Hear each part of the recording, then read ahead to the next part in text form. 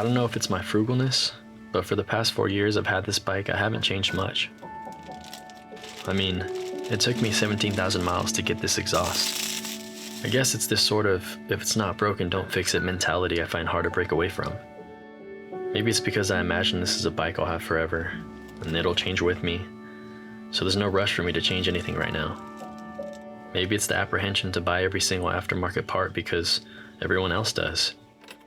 Maybe I just want to appreciate how the bike was built from the factory. Maybe it doesn't even matter and I just want to enjoy the bike and the road and all the trips I've been on with it. That's what it's all about anyways, right?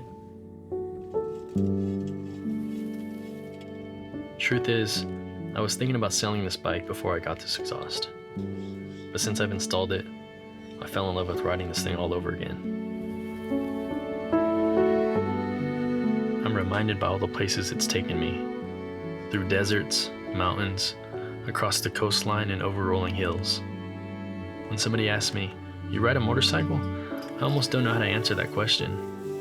I feel like anything that I could say to describe this feeling would almost be lost in translation. I feel pretentious saying that, but only if you've ridden motorcycles you would truly understand. This video was supposed to be about installing an exhaust. I tend to get carried away.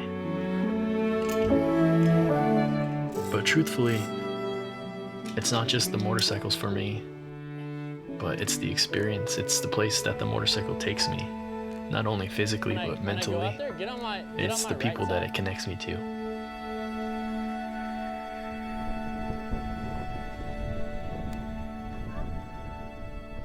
Alright. Damn!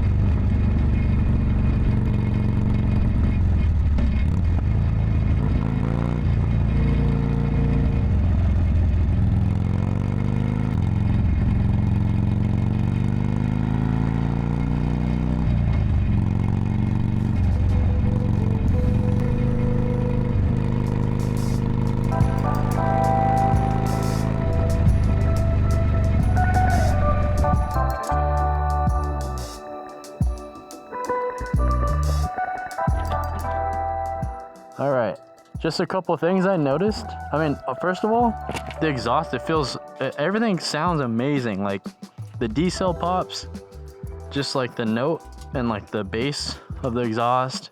I don't know if you could really hear it on camera because, I mean, I don't know. I don't know if these little guys really do it justice, but it sounds really good. I noticed that when the engine was cold, it was running really perfectly. But as soon as it started to get to operating temperature,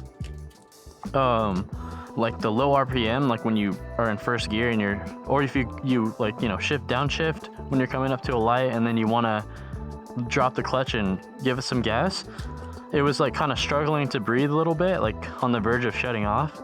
So I think I need to go through the Vance & Hines fuel pack, the FP3, and just dial it in and maybe do like an auto map. But yeah, other than that, oh, look at this freaking butterfly. That's crazy. Oh my God. That's so crazy. Yeah, other than that, it's freaking awesome. I'm so glad I bought this thing. Super worth it. Thank you. And shout out to my little cousin Caleb Brown for filming this. And shout out to Joe, the producer, who financed this whole thing. If it wasn't for him. Audio made possible by Tentacle Sync. If you don't have these little guys, can you get it real close? Audio by Tentacle Sync. If you don't have these, then you're slacking because it makes your life so much easier. I love these little things. Freaking hydrate ourselves. Dude, it's addiction. It's an affliction and an addiction. It's an addiction and an affliction.